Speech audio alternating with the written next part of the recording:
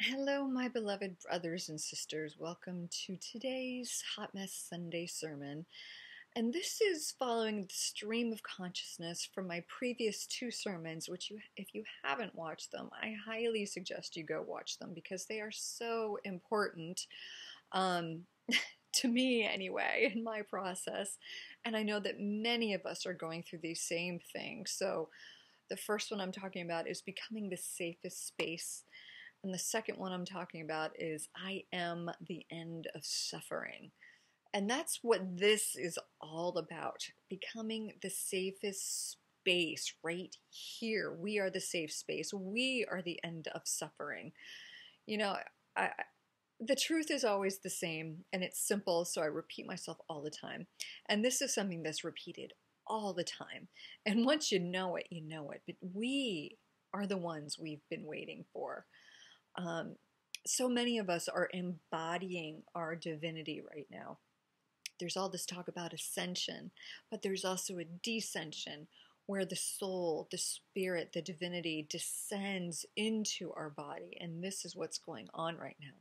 So in my previous sermon, when I was talking about becoming the end of suffering, in my previous two sermons, when I was talking about becoming the safe space, little did I know that, along with doing this emotional clearing, this emotional work, I was also clearing the path for the soul to descend some more. In my previous sermon, I said that on April 10th, something happened and the safety was anchored in me. And I had been, dutifully, diligently, just facing all the scary stuff over and over, saying you're safe, this is a safe space.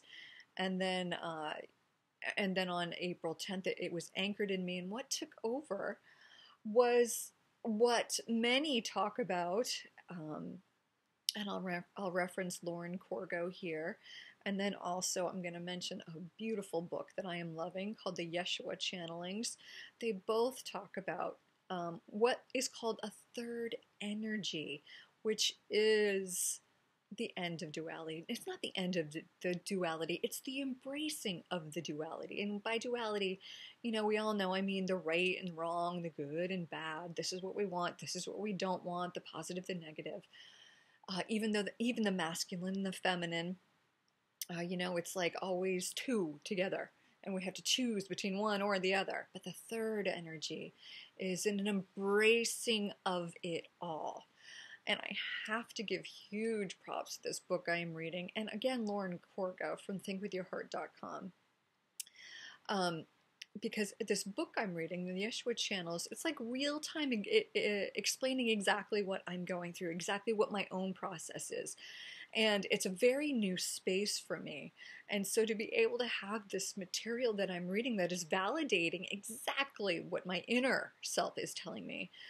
When you're in a new, unfamiliar space, it's wonderful to have this validation. So it's very validating. So this sermon is really going to be about real life examples of what Christ consciousness looks like. So you can just have a glimpse of how I'm using it in my own life. And I'm not going to lie and say that, the fears aren't here anymore, or, there's no challenges anymore. There's no contrast. That would be lying. But I will say that I feel the safest, happiest, peaceful, most capable, courageous, and able than I have ever felt. And this is because of this third energy, this Christ consciousness. So, real life examples. What happens? And what am I talking about? Well, it really is about embracing it all. The third energy is about not making a choice. And what happens when we embrace it all? And for me, this is new because really for my whole spiritual journey, and I know many of us get stuck here. We think that if we think positive enough, then we won't have to look at the fear. If we think good thoughts, then we won't have to address the negativity. For me, my whole spiritual journey, probably up until a few weeks ago, was about looking only at the positive so I could ignore the negative, and that doesn't work. And it's not about using the positive to replace the negative or to rewrite it. It's about saying yes to the negative. And what does that mean? I mean, we say yes to the things we don't want. And this is the key. This is the key. It absolutely is the key, is saying yes to everything. As I said in my previous sermon, when we are resistant to one part of life, we are resistant to all of life. We can't say no to just one thing without saying no to so many other things. So on the flip side, what we do is we say yes to all of this. And the Christ consciousness, I talked about it kind of like being like an empty vase in my last sermon. So you're able to kind of take a step back or elevate above it. But there's just this elevation and a step back where you can acknowledge what you're going through, but know that it's not defining you, that you're not getting lost in it. You're not getting caught in the drama of the stories of it, but you're able to take a step back, take a step higher, and see what's going on. Welcome it in, come on in, put it in your vase into this third energy, and then there's alchemy. All right, there's alchemy. So let me give you some real life examples. I mean, and these are ridiculous, but this is real life, okay? I noticed that there was no need to tell any stories anymore when I was in the movies with my boys. So we went to see Marvel Endgame. Frankly, we went to see it twice. And this is so silly, but this is real life. So I had got popcorn. We all got our own popcorn. I got popcorn with butter on it, which I haven't had butter on it in a while. And I really, really liked it. However, maybe about an hour or two in the movie, my heart started to race. I started getting really hot. I just started not feeling well. Okay. The human way of dealing with this is saying, oh God, I'm not feeling well. And look to attach a story to it. And I could tell that the human wanted to say, oh, you're not feeling well because you had butter on your popcorn, and next time don't get butter and this won't happen. That's duality, that's human. And I stopped myself short. I said, no stories here. The way to handle it with Christ consciousness is to say, oh, this is a sensation in my body. It is uncomfortable. I am safe for it. So instead, I just took a deep breath. I said, I am safe for this sensation. I didn't attach any drama, any cause and effect, anything I should or shouldn't have done. This is huge. I mean, a huge example with popcorn. But it's huge. No stories attached. I just said, I am safe for this sensation in my body. Okay, and I asked myself what I needed to make myself feel better. And I was told to just go get some fresh air and some water. So I went out. I mean, it was the first day of Endgame. It was a packed theater. It could be many reasons, but the point wasn't to look for the reasons of why I wasn't feeling good. The point was just to accept that I wasn't feeling good in that moment, embrace it, welcome it in, and say, what do I need to feel better? So I went out, got some water, I felt better. That was Christ consciousness. No more stories there. No more stories. And as an aside, when we went back to see Endgame the second time, I got butter on my popcorn and I was fine. So that wasn't the cause anyway. Of course it wasn't. But no more stories. Christ consciousness doesn't give a crap about the stories we attach to whatever's going on. And you know what? I'm doing this myself and then reading about it in the Yeshua channelings. And he says, this is dismissing the outer world. You're allowing it in while dismissing the outer world. And that is tremendous freedom, to not look for the cause or what you did that was wrong or what you did that was right. You're just saying, I am safe for this. I am safe for this. I'm going to give you more examples. I have so many more examples because this is my full-time job right now. It's just allowing everything in. Things that I wouldn't allow in forever. So since, the March equinox has been you know, allowing in all the repressed parts of myself, which has been both challenging, liberating, exciting, blissful. It's been all of it. It's been very, very full. So, okay. One of the things that vexes me every year, and I've been gardening since I was, a young mother. Since 2006, I've been gardening. And the garden vexes me every year. And the past couple years, no matter how much work we've put in with the rain and the energies, our yard has been taken over by weeds and poison ivy. And my husband and I have put in so much work. And, I don't have the money for help at this point. So I have to, just deal with the fact that, okay, my garden is a freaking mess right now. And to me, my garden is an expression of what I want to see that's beautiful in the world. And I've never had the garden I wanted to have ever. Has any gardener? I don't know. But my garden is much like my body, the artistic expression of myself in the world. And, earlier in April, I was just looking out at all that needs to be done and thinking, God, I don't have help to do this. And I don't have really the motivation or inspiration to do much about this, because look at all we've done and look what's happened. It feels like nature's turned against us, that sort of thing. And it's a very visceral, constricting, powerless feeling. And we all feel this in various areas of our lives. And so there was this one Friday a few weeks ago where I realized, okay, this is a constrictive feeling in me that I have to explore and see what it has to tell me. So I haven't been wanting to even, before this, I hadn't even wanted to go outside and look around because it just vexes me so much. And it fills me with despair, ugliness.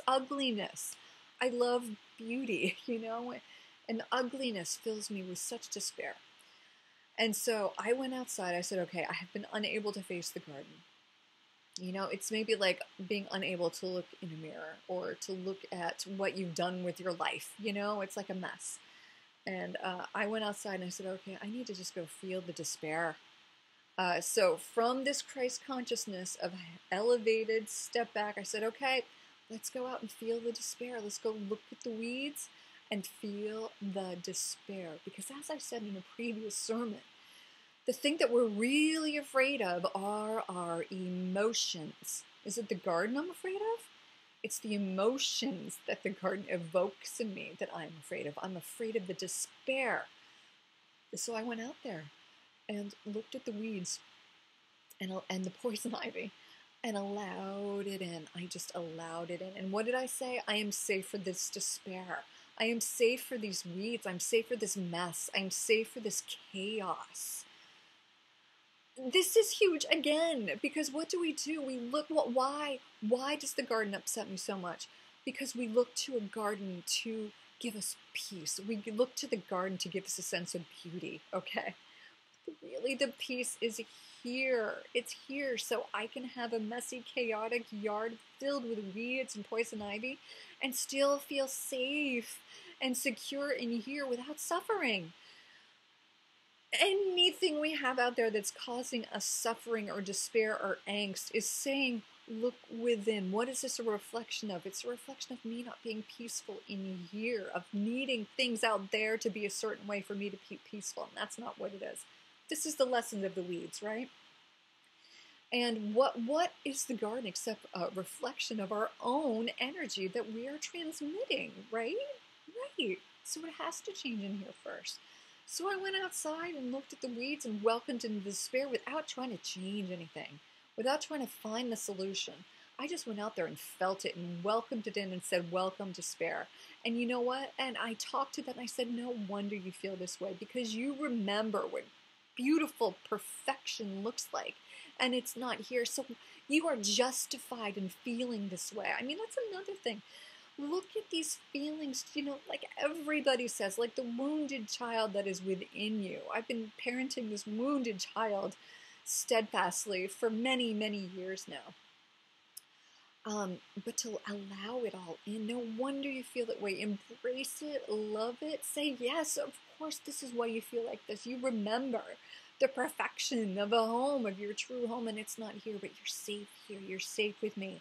So you're saying to the spirit, you are safe here with me. I am the Garden of Eden, right? I am the safe space. I am the end of suffering. I am the parent who's going to love you unconditionally no matter how you're feeling. And I'm going to justify you and tell you that you're right and you're safe and you're loved and you never have to be afraid again.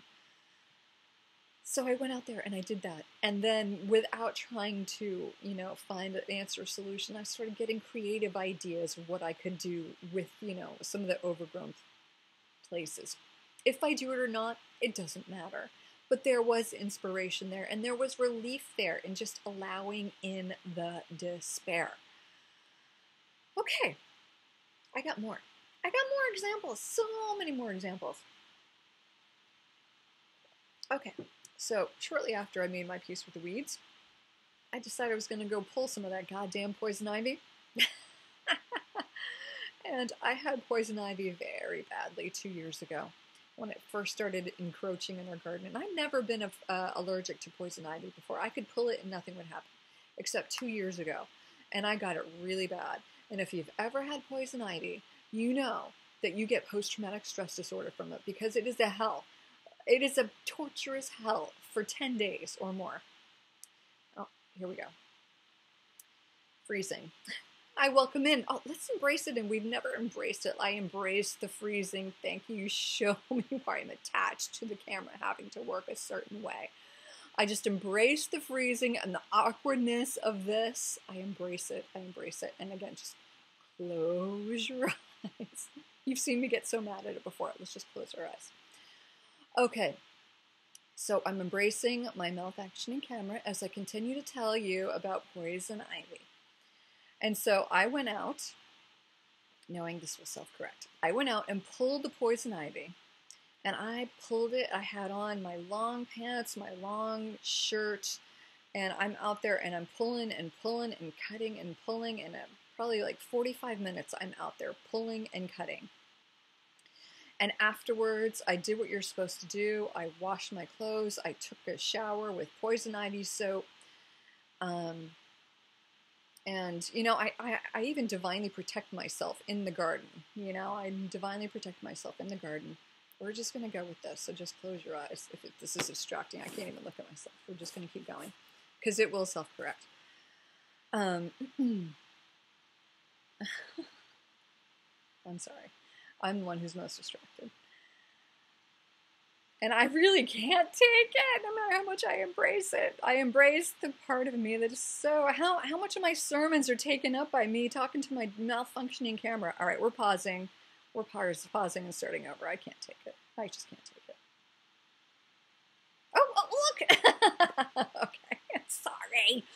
Just know there's going to be a couple of minutes every sermon where we go through this. All right, so anyway... I got poison ivy. After all that, I got poison ivy. Not as bad as I could have, but as I say, a little bit of poison ivy sucks just as bad as a lot of poison ivy. It's torturous. So there I am in a torturous hell at 3 o'clock in the morning. It wakes you up. You can't do anything but itch. And I'm talking to my higher self and I'm saying, all right, here I am, saying I am the safe space. I am the end of suffering. I want you to show me how not to suffer through poison ivy.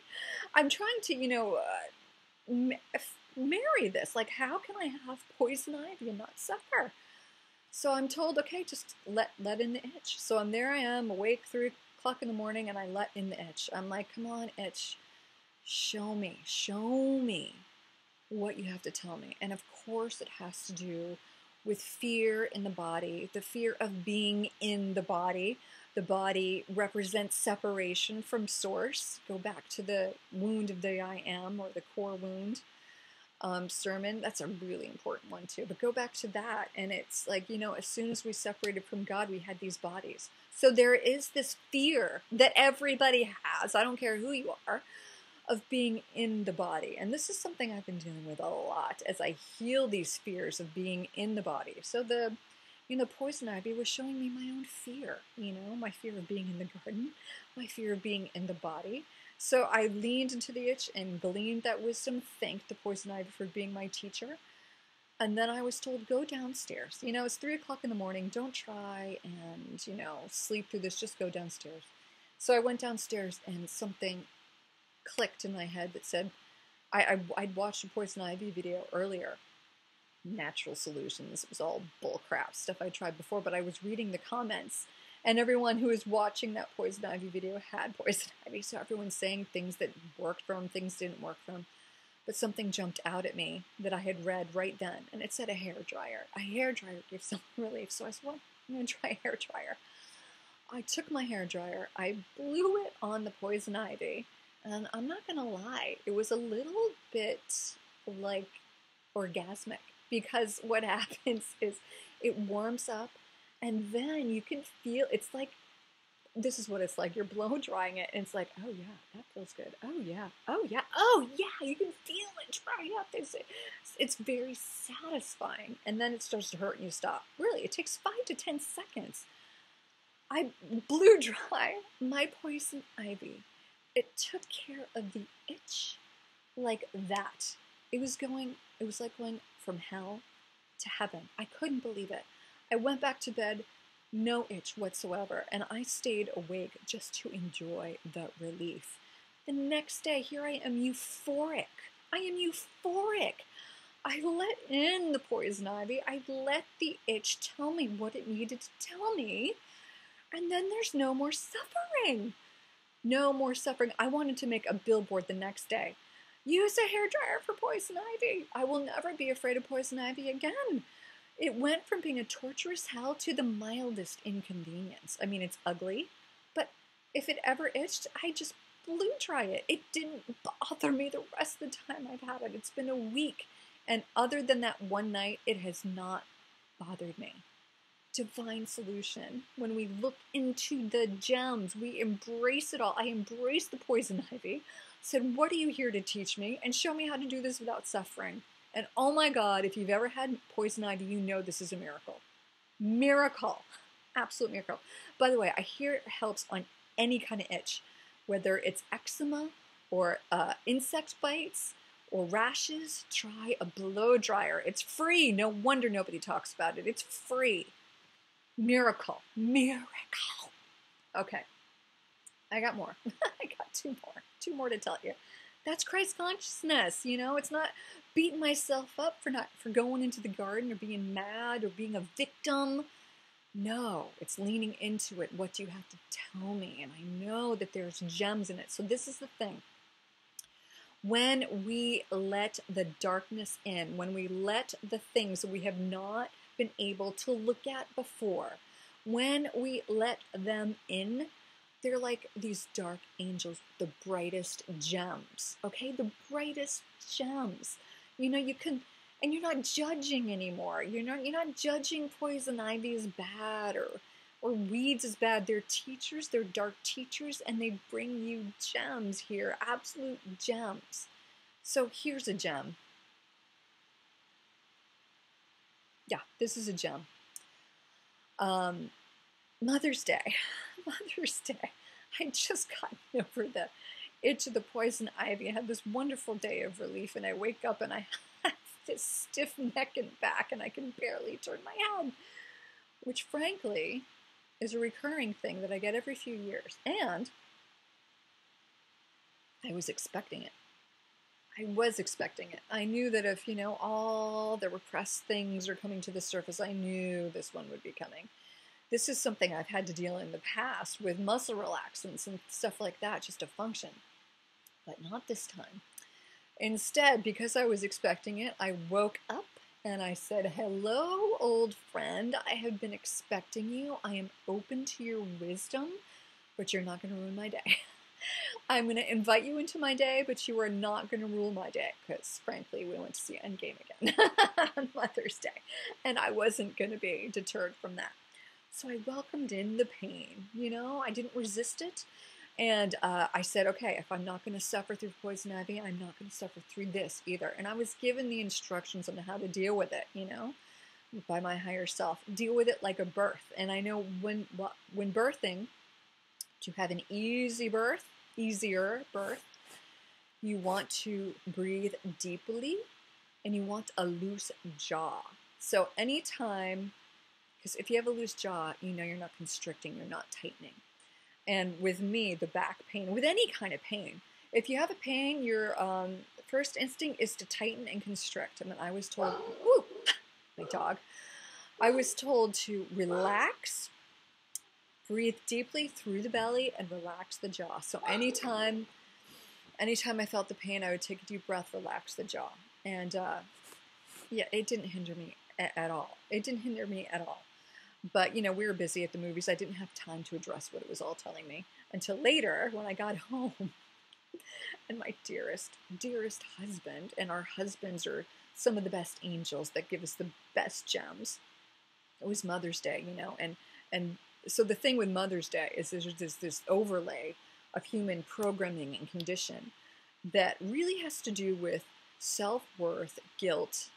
For many years, we just abstained from these secondary holidays like Mother's Day, Father's Day, Valentine's Day, because I'm like, it's just to make people feel guilty and blah, blah, blah. I didn't want the obligation of it, you know, and just, but now we're welcoming him back in a celebratory way. And my husband was great. I came home to 2 bouquets of flowers and stuffed mushrooms, and it was wonderful.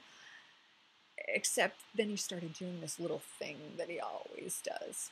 And I could feel the constriction. And I knew when I started feeling the constriction. And what's that little thing he always does? Oh, how he's always kind of grumpy on celebratory days, whether it's a birthday or not just my birthday, but any birthday or anything, you know. He's always a little bit grumpy. Yeah, we're just going to keep going. We're going to keep going. I could feel myself getting pissed off at him, you know. And I didn't want to because it doesn't feel good. And so I said, okay, I'm just going to take a step back from this. You know, he's being kind of an asshole right now. And this is supposed to be my special day, you know? And I knew this was old programming that has nothing to do with me, but it's just an overlay of human conditioning and programming to make us feel like crap. So I excused myself and knew that the husband trigger was also related to the back trigger, okay? And so I just took a step back and said, okay, something's happening right now that needs to be healed. What is it? And, you know, the back pain and the neck pain was telling me, you know, this is the pain of feeling under-supported and undervalued in your life.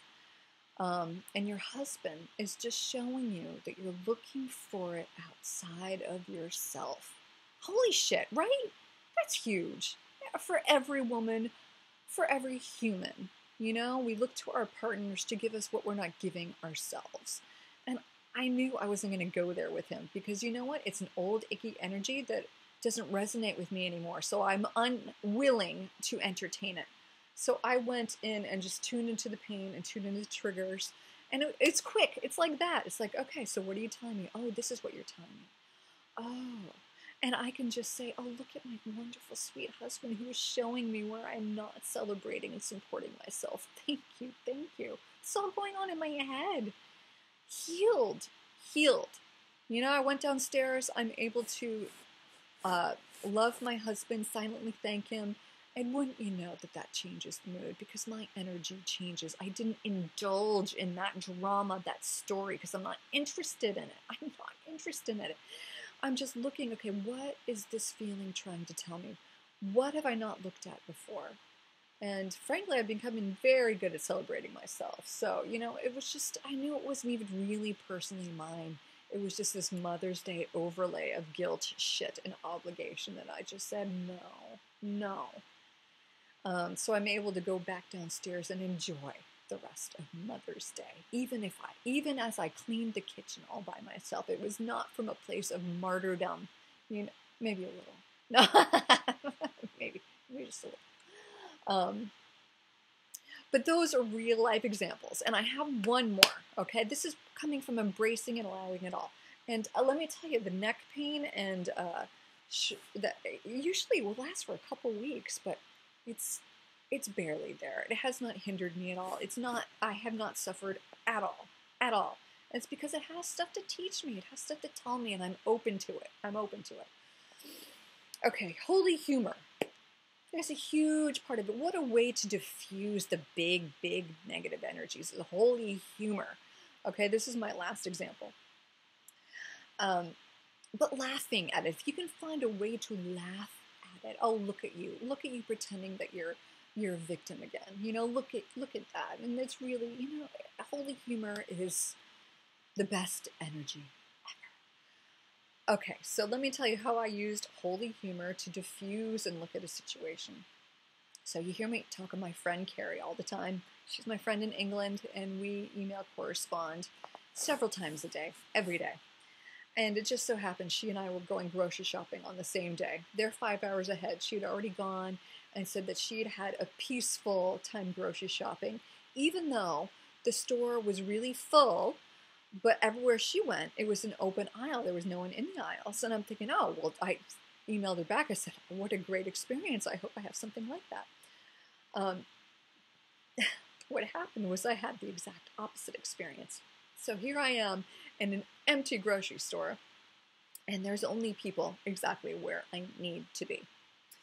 There was this one woman in particular that kept getting in my way, and she seemed oblivious and unapologetic.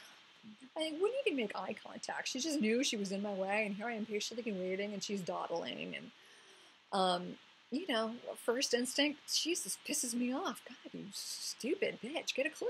That's what the human wants to say, you know? And maybe I did the first couple times she was in my way. The fourth time she was in my way, I said, oh, look what's happening. I'm having the opposite experience that Carrie had. That's hilarious. You know, she and I are often pointing out the hilarity of these lessons and examples. So I was able to take a step back and laugh. I'm like, oh my God, I'm having the exact opposite experience. So I laughed, and I silently thanked that woman who kept getting in my way. She was showing me where I'm still attached, where I'm still triggered. So I just thanked her. I said, thank you for being a dark teacher. And what I mean by a dark teacher is thank you for showing me where my darkness needs light, you know? So I just silently thanked her, and I didn't see her the rest of the time I was in the store until she was behind me in line. And by that time, I felt like engaging her. So I said, you and I have been following each other throughout the store. She said, I know. And then she talked about my 7-year-old that was with me. This is just about over, so we're just going to ignore the freezing. Anyway, she and I continued talking, and as I was leaving, I said bye. She's like, oh, don't worry, we'll see each other in the parking lot. And we laughed. So here I'm thinking, geez, here's this dark angel that was pissing me off, but she turned it out to just be this lovely person. And then as I'm just about headed to walk out the door, she comes running after me because I had forgotten the boys' clam chowder that they were having for lunch. So she handed it to me, and I had to laugh. Because I said, oh my God, here is this dark angel that was pissing me off, and she's actually a brightest angel handing me the soup I forgot. And then we ran into each other again in the parking lot and laughed. So anyway, holy humor is so valuable. And if you can laugh at the camera, I'm laughing at the camera. Look at my fucking camera that never works for my sermons. Yeah, anyway. Nothing but angels and gems. Okay, so I'm just going to close my eyes. Nothing but angels and gems. If we can embrace whatever we are being handed, if we can be that empty vase to take a step back and elevate and just put it in there. Love the darkness. Love the lesson. Love whatever it is trying to teach you. This is Christ consciousness. This is how we embody the divine. This is where the peace is. This is where the kingdom of heaven is. And these are the silly, silly real life examples of how we can apply it to our lives. And let's just have a collective prayer right now. Close your eyes and let's pray that I find some solution for my camera. Okay, there is a divine solution and a divine lesson here. And let's just open up to find out what that is. But when there is no resistance to what is being handed to you, that is the freedom. This is the courage to embrace what we have not been able to look at before. To let it all in. When we let it all in, the good things that have not been able to find our way to us can find us because we're not putting up the boundaries anymore. When you say yes to it all, that allows us the most spectacular divine palette of which to paint our lives. So just look at this, nothing but angels and gems. Whenever you feel resistance coming in, embrace it in an excited way, knowing that it is not you, it is an aspect of you that is coming back to be loved. It is coming back to be loved. And if you can love it, embrace it, and accept it, it has the brightest gem for you. So when we can be just as excited for the negative feelings we are feeling, the hard, dark, challenging feelings we are feeling, when we can just be as excited to allow those in as we are to allow the lighter ones in, that is true divine freedom.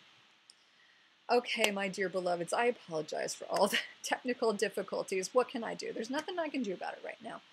But I am passing around the offering plate right now. If anything in this video has triggered in you more freedom, then please thank me with a donation, because generosity is contagious. It grows, it expands, and an energy exchange is always welcome. I love you. And I will see you next time, maybe with a camera that doesn't freeze. We'll see. Bye.